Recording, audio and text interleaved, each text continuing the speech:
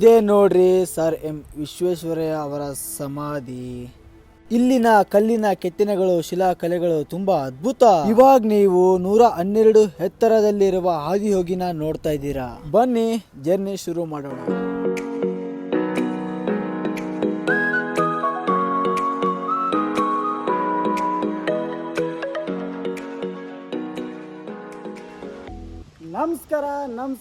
ನಮಸ್ಕಾರ ಕರುನಾಡು ಮಂದಿಗೆ. ಇವತ್ತು ನಾವು ಚಿಕ್ಕಬಳ್ಳಾಪುರದಲ್ಲಿದ್ದೀವಿ. So welcome to Chikkaballapur guys. ಈಗ ನಾನು ಹಿಂದೆ ನೀವೇನು ನೋಡ್ತಾ ಇದ್ದೀರಲ್ಲ ಮನೆ, ಅದು ಸಾಮಾನ್ಯ ಮನೆ ಅಲ್ಲ, ಸರ್ ಎಂ ವಿಶ್ವೇಶ್ವರಯ್ಯ ಹುಟ್ಟಿದ ಮನೆ ಗೈಸ್. ಇವತ್ತು ನಾವು ಸರ್ ಎಂ ವಿಶ್ವೇಶ್ವರಯ್ಯ ಹುಟ್ಟಿದ ಮನೆಗೆ ಬಂದಿದ್ದೀವಿ. ಸೊ ಗೈಸ್, ಇಲ್ಲಿನ ವಿಶೇಷತೆ ತಿಳಿಯೋಣ ಬನ್ನಿ. ನೋಡಿ ಎಂಟ್ರೆನ್ಸಲ್ಲಿ ಯಾವ ಥರ ಇದೆ ಅಂತ. ಇಲ್ಲಿ ಗೇಟು, ಇಲ್ಲಿ ನೋಡಿ ಗೈಸ್, ಒಂದು ಕಬ್ಬಿಣದ ಹಳೆ ಡೋರ್ ಇದೆ. ಸರ್ ಎಂ ವಿಶ್ವೇಶ್ವರಯ್ಯ ಈ ಡೋರಿಂದನೇ ಒಳಗೆ ಹೋಗ್ತಿದ್ರು, ಈ ಡೋರಿಂದನೇ ಹೊರಗೆ ಬರ್ತಿದ್ರು. ಇಲ್ಲೇನೋ ಲೈಟ್ ಕಂಬ ಕಾಣಿಸ್ತಾ ಇದೆಯಲ್ಲ ನಿಮಗೆ, ನೋಡಿ. ಇದು ಇವಾಗ ಮಾಡಿರೋದು. ಆವಾಗ ಇಲ್ಲಿ ದ್ವೀಪ ಕಂಬ ಇತ್ತು. ಸರ್ ಎಂ ವಿಶ್ವೇಶ್ವರಯ್ಯ ಇದೇ ಮನೆ ಮುಂದೆ, ಇಲ್ಲೇ ದ್ವೀಪ ಕಂಬದ ಮುಂದೆನೇ ಅವರು ಓದ್ತಾ ಇದ್ದರು. ಹೊರಗಡೆ ನಮಗೆ ಈ ಥರ ಕಾಣುತ್ತೆ ನೋಡಿ ಯಾವ ಥರ ಇದೆ ಅಂತ. ಬನ್ನಿ ಗೈಸ್, ಒಳಗಡೆ ಹೋಗೋಣ. ವೆಲ್ಕಮ್ಗೆ ಇಲ್ಲೊಂದು ಸುಂದರ ಮರ ಸಿಗುತ್ತೆ ನಿಮಗೆ ನೋಡೋದಕ್ಕೆ. ಸರ್ ಎಂ ವಿಶ್ವೇಶ್ವರಯ್ಯ ವಾಸ ಮಾಡಿದ ಮನೆ ನೋಡ್ತಾ ಇದ್ದೀರಾ ಇವಾಗ ನೀವು. ಸರ್ ಎಂ ವಿಶ್ವೇಶ್ವರಯ್ಯ ಅವರು ಸೆಪ್ಟೆಂಬರ್ 15, 1861ರಲ್ಲಿ ಈ ಮನೆಯಲ್ಲಿ ಜನಿಸ್ತಾರೆ. ಇಲ್ಲಿ ನೋಡಿ ಗಾಯ್ಸ್, ಇಂದು ಸರ್ ಎಂ ವಿಶ್ವೇಶ್ವರಯ್ಯ ಅವರು ಜನಿಸಿದ ಮನೆ. 1911ರಲ್ಲಿ ಇದನ್ನು ಅವರು ನಿರ್ಮಿಸಿದರು. ನೋಡಿ ಗಾಯ್ಸ್, ಇಲ್ಲಿ ಒಳಗಡೆ ಯಾವ ಥರ ಇದೆ ಅಂತ. ಇವೆಲ್ಲ ಕಲ್ಲಿಂದು, ಇದೆಲ್ಲ ಕಟ್ಟಿಗೆ ಗಾಯ್ಸ್. ಇದೆಲ್ಲ ನೋಡ್ತಿದ್ದೀರಲ್ಲ, ಇದೆಲ್ಲ ಕಟ್ಟಿಗೆ. ಮತ್ತು ಅಲ್ಲಿ ಕೆಂಪು ಶೀಟವು ಡೋರ್ಗಳಿಗೆಲ್ಲ ಬೀಗ ಹಾಕ್ಬಿಟ್ಟಿದ್ದಾರೆ. ನೋಡಿ ಗಾಯ್ಸ್, ಬೀಗನೇ ಯಾವ ರೇಂಜಿಗೆ ಕೊಳೆದೋಗ್ಬಿಟ್ಟಿದೆ ಅಂತ. ಇಲ್ಲಿ ಪಕ್ಕದಲ್ಲಿ ಏನು ನೋಡ್ತಾ ಇದ್ದೀರಾ, ಅವರು ಹುಟ್ಟಿದಂಥ ಮನೆಯಲ್ಲಿ ಅವರು ಯೂಸ್ ಮಾಡಿದಂಥ ವಸ್ತುಗಳು, ಬಟ್ಟೆಗಳು, ಗ್ಲಾಸು, ಅವರಿಗೆ ಪ್ರಶಸ್ತಿ ಸಿಕ್ಕಿದಂಥ ವಸ್ತುಗಳು, ಎಲ್ಲ ವಸ್ತುಗಳನ್ನು ಈ ಮ್ಯೂಸಿಯಮಲ್ಲಿ ಇಟ್ಟಿದ್ದಾರೆ. ಸದ್ಯಕ್ಕೆ ನಾವು ಇವಾಗ ಅದ್ರ ಒಳಗಡೆ ಹೋಗೋಕ್ಕಾಗಲ್ಲ. ಹೋಗ್ಬೋದು ಅಂದರೆ ಕ್ಯಾಮ್ರಾ ತಗೊಂಡು ಹೋಗೋಕ್ಕಾಗಲ್ಲ ಗೈಸ್. ಸೊ ಇಲ್ಲಿ ಲೈವಾಗಿ ಬಂದು ನೀವು ಕಣ್ತುಂಬ ನೋಡ್ಕೊಬೋದು. ಇಲ್ಲಿ ಒಂದು ಬೋರ್ಡ್ ಇದೆ, ಎಲ್ಲ ಇನ್ಫಾರ್ಮೇಷನ್ ಇದರಲ್ಲಿ ಸಿಗುತ್ತೆ ನಿಮಗೆ. ಒಳಗಡೆ ನೋಡ್ಕೊಂಬಂದು ಹೇಗಿದೆ ಅಂತ ಹೇಳ್ತೀನಿ. ಒಳಗಡೆ ಹೋಗಿದ್ದೆ, ತುಂಬ ಚೆನ್ನಾಗಿದೆ. ಅವರು ಯೂಸ್ ಮಾಡ್ತಿರೋಂಥ ಬಟ್ಟೆಗಳು, ಅವರು ಮೈಸೂರಲ್ಲಿ ವಿಸಿಟ್ ಮಾಡಿದಾಗ ಫೋಟೋಗಳು, ಅವರು ಯೂಸ್ ಮಾಡ್ತಿರೋಂಥ ಟೆಲಿಫೋನು, ಅವರು ಯೂಸ್ ಮಾಡ್ತಿರೋಂಥ ಕೋಲು, ಮಂಚ, ಹಾಸಿಗೆ, ಪ್ರತಿಯೊಂದು ನಾವು ದಿನನಿತ್ಯ ಏನು ಬಳಸ್ತೀವಿ ಪ್ರತಿಯೊಂದು ಬಳಸಿದ್ದಾರೆ. ಅಂದರೆ ಆಗಿನ ಕಾಲದ್ದು ಲೈಟಿಂಗ್ ಆಗಿರ್ಬೋದು, ದೀಪ ಆಗಿರ್ಬೋದು, ಎಲ್ಲವನ್ನು ತುಂಬ ಚೆನ್ನಾಗಿದೆ ಗೈಸ್. ಈ ಮ್ಯೂಸಿಯಮಲ್ಲಿ ಇಟ್ಟಿದ್ದಾರೆ, ನೀವು ಲೈವಾಗಿ ಬಂದು ನೋಡ್ಬೋದು. ನಿಮಗೆ ಯಾವುದೇ ಥರದ ಎಂಟ್ರಿ ಫೀಸ್ ಕೂಡ ಇರೋದಿಲ್ಲ, ಡೈರೆಕ್ಟಾಗಿ ಬರ್ಬೋದು, ಡೈರೆಕ್ಟಾಗಿ ನೋಡ್ಬೋದು ಇವೆಲ್ಲನ. ಸರ್ ಎಂ ವಿಶ್ವೇಶ್ವರಯ್ಯ ನಮ್ಮ ಕರ್ನಾಟಕದವರು, ನಮ್ಮ ಹೆಮ್ಮೆ. ಈ ಥರ ಪ್ಲೇಸ್ಗೆ ನೀವು ಒಮ್ಮೆ ಬಂದು ನೋಡಿ. ಸರ್ ಎಂ ವಿಶ್ವೇಶ್ವರಯ್ಯ ಅವರ ಸಮಾಧಿ ಇದೆ. ಇವಾಗ ನಾವು ಅವರ ಸಮಾಧಿನ ನೋಡೋಕೆ ಹೋಗ್ತಿದ್ದೀವಿ, ನಿಮಗೂ ತೋರಿಸ್ತೀನಿ ಗೈಸ್. ನೋಡಿ ಯಾವ ಥರ ಇದೆ ಅಂತ. ಜನ ಇಲ್ಲೆಲ್ಲ ನೋಡೋಕೆ ಬಂದವರು ರಿಲ್ಯಾಕ್ಸ್ ಮಾಡ್ತಾ ಇದ್ದಾರೆ. ಸೊ ಒಂದು ಪಾರ್ಕ್ ಥರ ಮಾಡಿದ್ದಾರೆ ಗುರು. ಅವರು ಸಮಾಧಿನ ಇಲ್ಲಿ ಒಂದು ಪಾರ್ಕ್ ಥರ ಮಾಡಿ ಇಲ್ಲಿ ಇಟ್ಟಿದ್ದಾರೆ. ಇಲ್ಲಿ ನೋಡಿ ಗೈಸ್.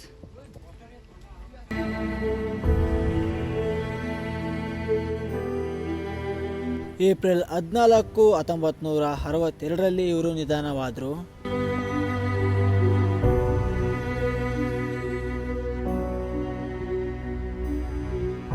ಇದೇ ಅವ್ರ ಜಾಗ, ಅವರ ಸಮಾಧಿ. ಇವರು 101 ವರ್ಷ ಸುದೀರ್ಘ ಜೀವನ ನಡೆಸಿದರು.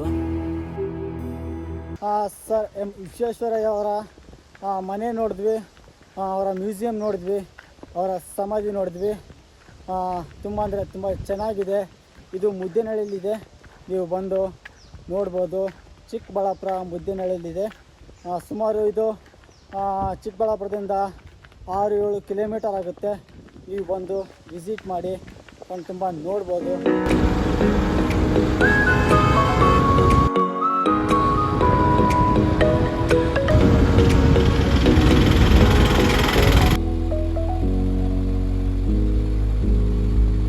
Guys finally sir M Visvesvaraya ಮನೆ ನೋಡಿಕೊಂಡು ಈಗ ನಾವು ಶ್ರೀ ಭೋಗ ಯೋಗ ನಂದೇಶ್ವರ ಸ್ವಾಮಿ ದೇವಾಲಯಕ್ಕೆ ಬಂದಿದ್ದೀವಿ. ಬನ್ನಿ ಗಾಯ್ಸ್ ಒಳಗಡೆ ಹೋಗೋಣ, ಯಾವ ಥರ ಇದೆ ಅಂತ ನೋಡೋಣ.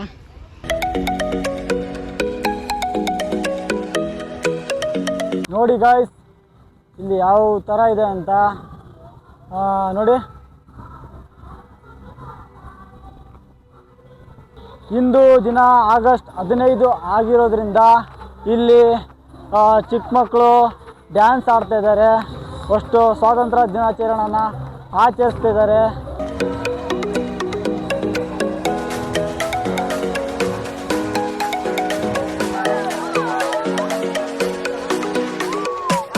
ನಮ್ಮ ಗಾಂಧಿ ಮಹಾತ್ಮನೇ ಈ ಭೋಗಿನಂದೇಶ್ವರ ದೇವಸ್ಥಾನದಲ್ಲಿ ಬಂದುಬಿಟ್ಟಿದ್ದಾರೆ. ಎಲ್ಲರೂ ಸೆಲ್ಫಿ ತಕ್ಕೊತಿದ್ದಾರೆ ಅವ್ರ ಜೊತೆ. ಗಾಯ್ಸ್ ದೇವಸ್ಥಾನ ಒಳಗಡೆ ಹೋಗುವ ಮುನ್ನ ಈ ವಿಶೇಷವಾದ ವಸ್ತುಗಳನ್ನು ನೋಡಿ.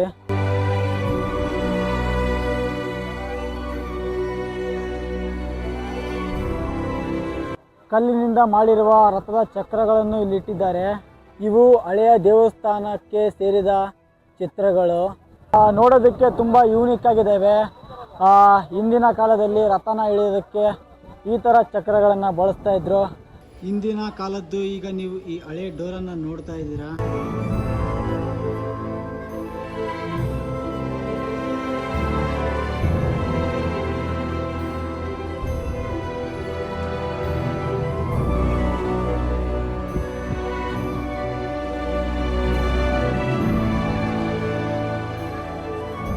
ಇವಾಗ ನೀವು ನೋಡ್ತಾ ಇರೋದು ಈ ದೇವಸ್ಥಾನ ತುಂಬಾ ಹಳೆಯ ದೇವಸ್ಥಾನ.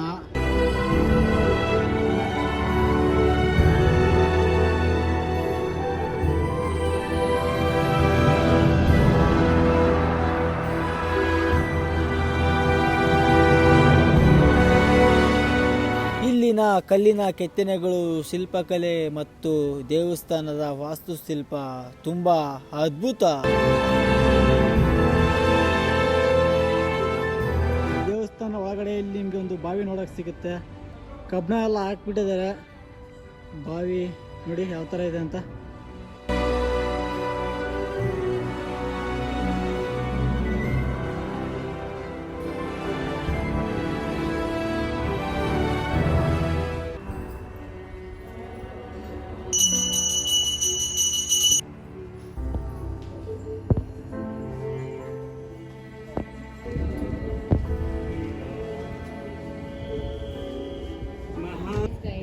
ಉಮಾ ಮಹೇಶ್ವರ ದೇವರನ್ನ ನೋಡ್ತಿದ್ದೀರಾ ಈಗ ನೀವು. ಇಲ್ಲಿ ನೋಡಿ ಗಾಯ್ಸ್ ಯಾವ ಥರ ಶಿಲಾಕಲೆಗಳನ್ನು ಕೆತ್ತಿದ್ದಾರೆ ಅಂತ.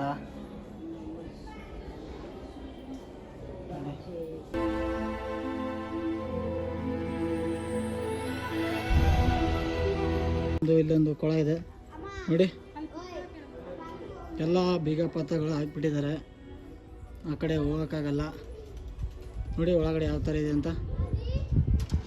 ಈ ಥರ ಕೈ ತೋರಿಸಿ ನೋಡಿ ಗಾಯ್ಸ್, ಈ ಥರ ಕೈ ತೋರಿಸಿ ಎಲ್ಲ ಶೂಟ್ ಮಾಡ್ತಿದ್ದೀನಿ. ನೋಡಿ ಗಾಯ್ಸ್ ಯಾವ ಥರ ಕಾಣಿಸ್ತಾ ಇದೆ ಅಂತ.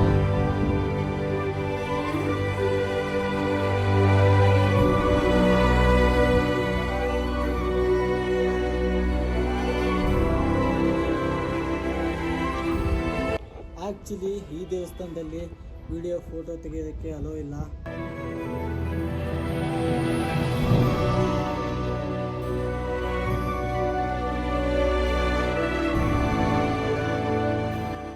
ನಮ್ಮೂರವ್ರು ಬಂದ್ಬಿಟ್ರಪ್ಪ ನೋಡಿ ಗಾಯ್ಸ್. ನಮ್ಮೂರು ಹುಡುಗರು ಬಂದ್ಬಿಟ್ಟಾರೆ ನೋಡೋದಕ್ಕೆ. ಅಪ್ಪಿ ತಪ್ಪಿ ನಮಗೆ ಸಿಕ್ಕಿದ್ದಾರೆ. ಸರಿ ಬಾಯ್.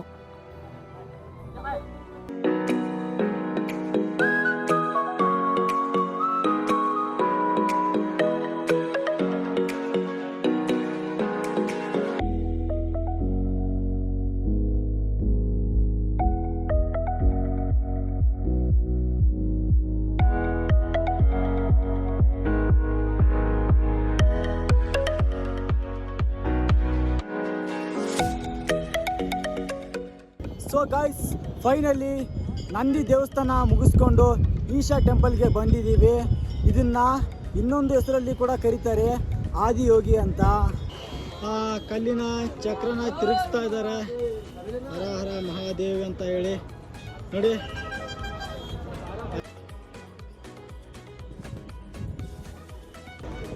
ಗುರು, ಇವಾಗ ನೀವು ಬರೋಬ್ಬರಿ 112 ಎತ್ತರದ ಶಿವಲಿಂಗನ ದರ್ಶನ ಮಾಡ್ಕೊಂತಿದ್ದೀರಾ. ನೋಡ್ತಾ ಇದ್ರೆ ನೋಡ್ತಾನೆ ಇರ್ಬೇಕನ್ಸುತ್ತೆ.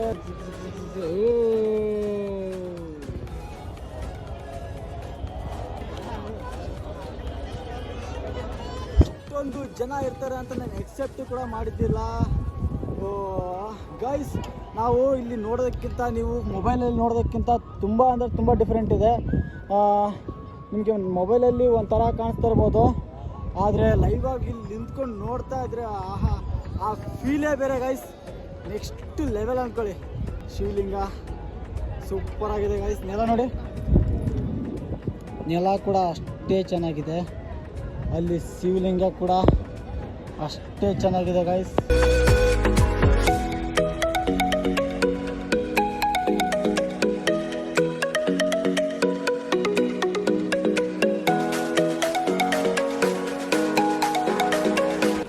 ಇದೇ ನೋಡಿ ಗಾಯ್ಸ್, ನಾವು ನೋಡಕ್ಕೆ ಬಂದಂತ ಆದಿಯೋಗಿ ವಿಗ್ರಹ. ಇದು ಬರೋಬ್ಬರಿ 112 ಅಡಿ ಎತ್ತರದಲ್ಲಿದೆ. ನೋಡಿ ಗುರು, ಯಾವ ತರ ಕಾಣ್ತಿದೆ ವ್ಯೂ ಅಂತ.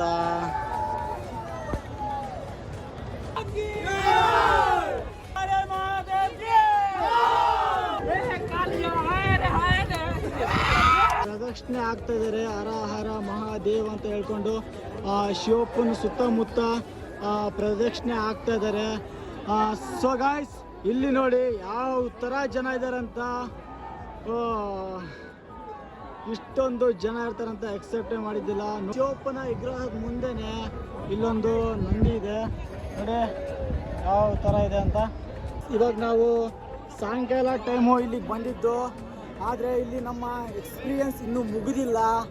ಯಾಕೆ ಗೊತ್ತಾ, ಇಲ್ಲಿದೆ ನೋಡ್ರಿ ರಾತ್ರಿ ನಡೆಯುವಂಥ ಆದಿಯೋಗಿ ದೇವರ ಶಿವಪ್ಪನ ವಿಗ್ರಹದ ಮೇಲೆ ಲೈಟಿಂಗ್ಸನ್ನು ಬಿಡ್ತಾರೆ. ನೋಡೋದಕ್ಕೆ ಕಣ್ಸಾಲ್ದು, ತುಂಬ ಅಂದರೆ ತುಂಬ ಅದ್ಭುತವಾಗಿರುತ್ತೆ. ಪ್ರತಿದಿನ ಸಂಜೆ 7 ಗಂಟೆಗೆ ಲೈಟಿಂಗ್ಸ್ ಸ್ಟಾರ್ಟ್ ಆಗುತ್ತೆ. ಈ ವೆದರ್ ಮಧ್ಯೆ, ಈ ನೇಚರ್ ಮಧ್ಯೆ ಈ ಥರ ಜೋಕಾಲಿ ಆಡೋದೇ ಒಂಥರ ಖುಷಿ ವಿಚಾರ.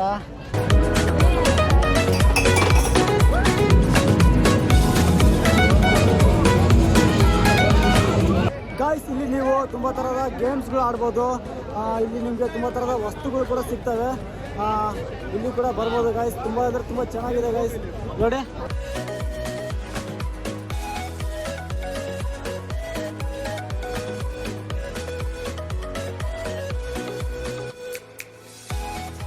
ಇಲ್ಲಿ ನೋಡಿ ಗಾಯ್ಸ್, 7 ಗಂಟೆಗೆ ಇನ್ನು ಕೆಲವೇ 10 ನಿಮಿಷಗಳ ಕಾಲ ಬಾಕಿ ಇದೆ. ಆದರೆ ಇಲ್ಲಿ ಜನ ಸಾಗರ ತುಂಬಿ ತುಳುಕಾಡ್ತಿದೆ ಲೈಟಿಂಗ್ ನೋಡೋದಕ್ಕೆ. ನಾವು ಕಾಯ್ತಾ ಇದ್ದೀವಿ ಲೈಟಿಂಗ್ ನೋಡೋದಕ್ಕೆ. ಇನ್ನೇನೋ 10 ನಿಮಿಷದಲ್ಲಿ ಲೈಟಿಂಗ್ ಸ್ಟಾರ್ಟ್ ಆಗುತ್ತೆ. ಎಲ್ಲರೂ ನೋಡೋಣ guys.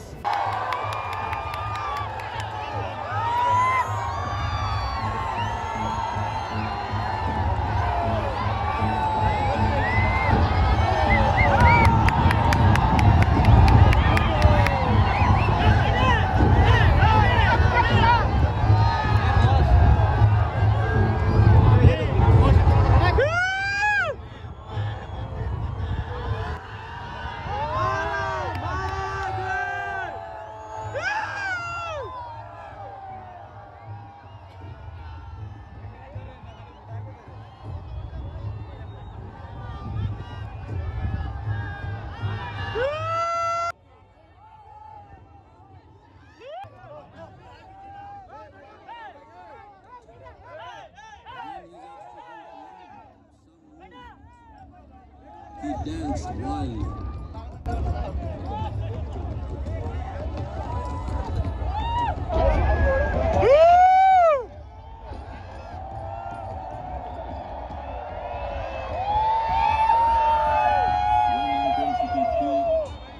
He became a mistake.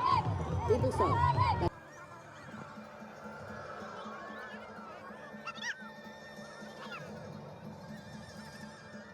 Remained as they could not tear themselves away from him.